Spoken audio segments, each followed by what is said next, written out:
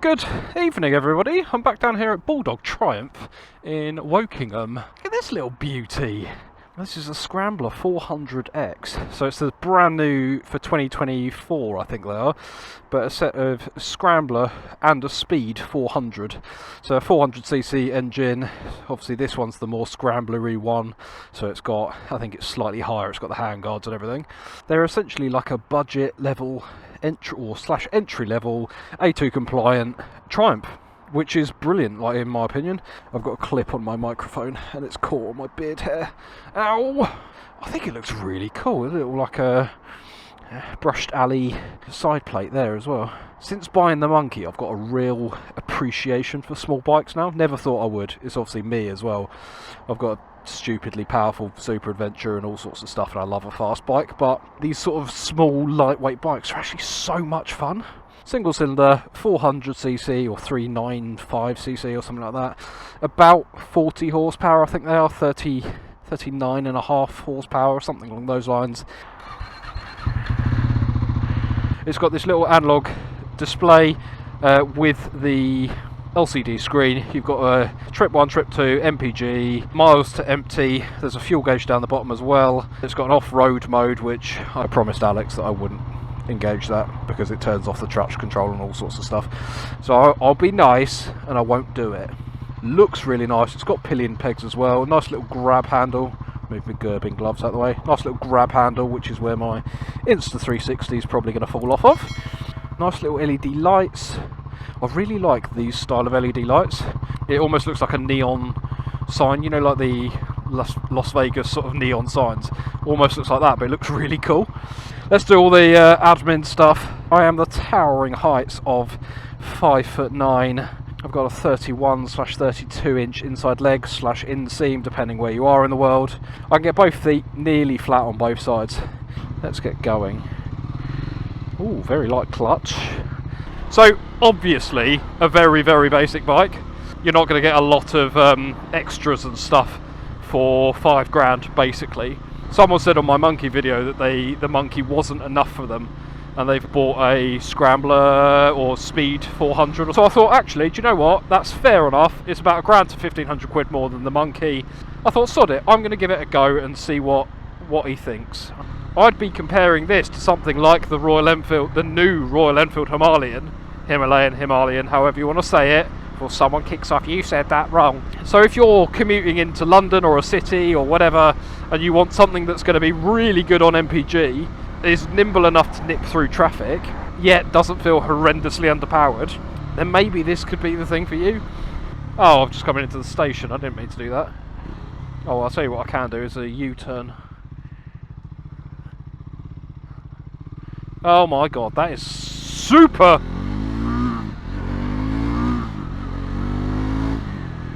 It does pick up, you know. The one thing I would have to do is move these handlebars back, because it feels like it's a real stretch away from my hands. Being the Scrambler, I should, in theory. Oh, that is super comfy to stand up on. I was watching username Kate's video on the Speed 400 earlier today, actually, or was it yesterday? I can't remember.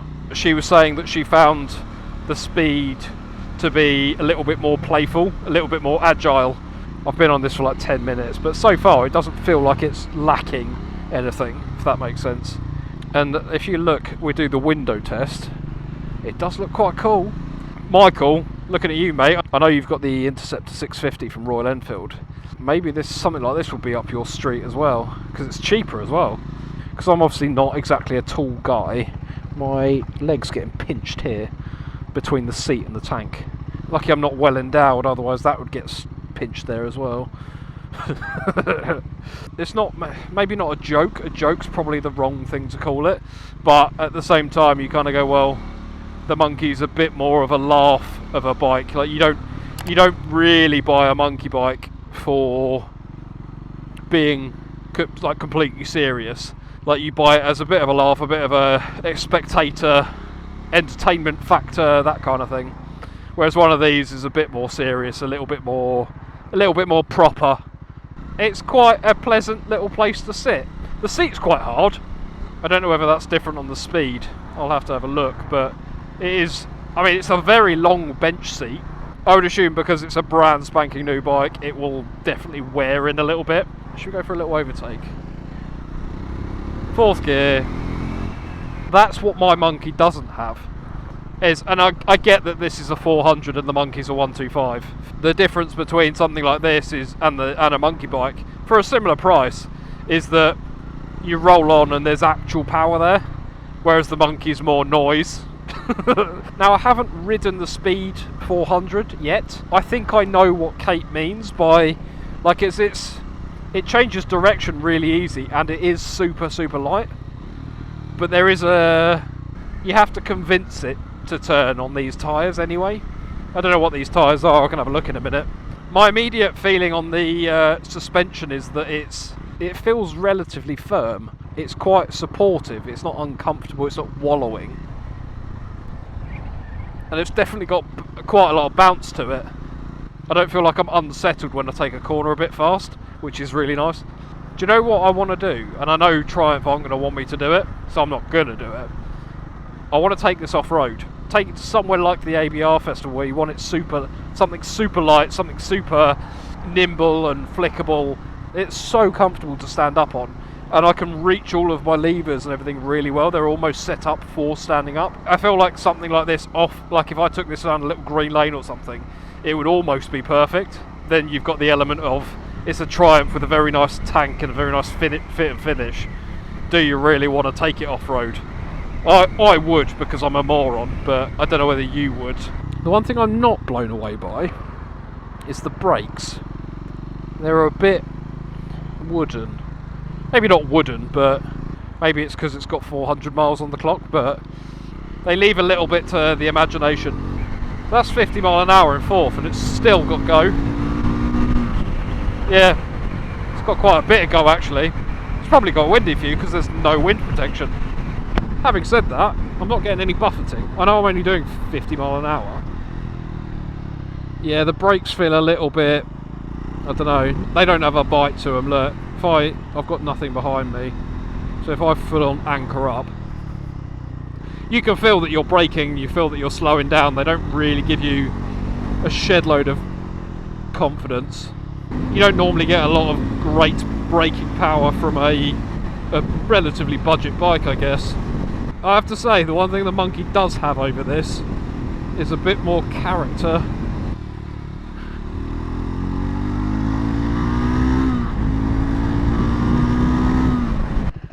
Got a long old side stand. So I've been on this for about an hour or so now-ish. Be careful because I'm standing on the road. This to me would be like an ideal step up from a 125. So if you're on like a YBR 125 or something like that, and you want that next step of power, something like this is brilliant, and it's only £5 grand. It looks really, really nice. Like the fit and finish is lovely. Like even down to this looks really nice. I mean, you can tell some of this is plastic, but it just looks really nice. It's got a little USB-C port there. This bike as it is, minus the GoPro and the Insta360, this is as it comes out of the factory. So there's no additional extras that are put on this bike. So it's got like a headlight guard, it's got the USB-C port, it's got the hand guards, it's got a rad guard and all that sort of stuff. So if you want a bike to buy from a factory for not a lot of money, a step up from a 125 or a little something to sort of scoot around town on. Let me give a sound check. It doesn't give me that absolute wow factor, but it's very, very good. And it doesn't give me the kind of childishness that I get from my Monkey bike. But then again, like I said before, this is a way more serious bike. You buy this because you want to ride it to somewhere like Baffle House, like a caffeine and machine. It wouldn't look out of place there.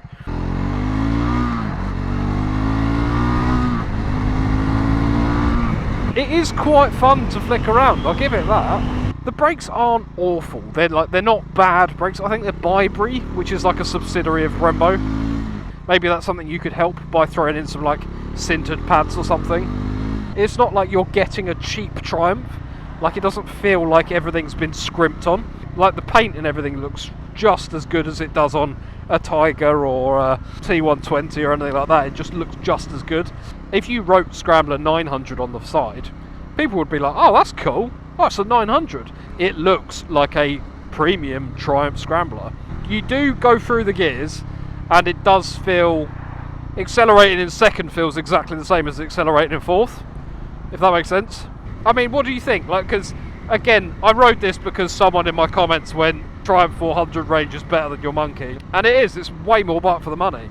It's not a retro version of a bike that's been modernised. It's just a new, it's a modern bike that looks retro, which I kind of guess the Monkey is. Also, this is over double the engine size, so there's a few different ways to look at it, I guess. That's cool. Oh, let's park it next to my beast, shall I? Hey, baby. I would not be sad if someone put that in my garage. I think it looks really nice. That engine there, the exhaust, tank, the paint, the finish, the seat, absolutely everything on that looks just as premium as that. Yes, that's a single, that's a twin, that's a T120 black, which is probably 11.5 grand. That's half the price. It doesn't look like you're getting half the bike in any way, shape or form, which I think is really good. I genuinely do. The only thing that I didn't actually particularly like was the front brake, but again, you can just swap out some pads to give it a little bit more bite to it, I guess. Maybe stick an aftermarket exhaust on, tail tidy, some knobbly tyres. Thanks for watching, and I'll see you in next week's video. Bye.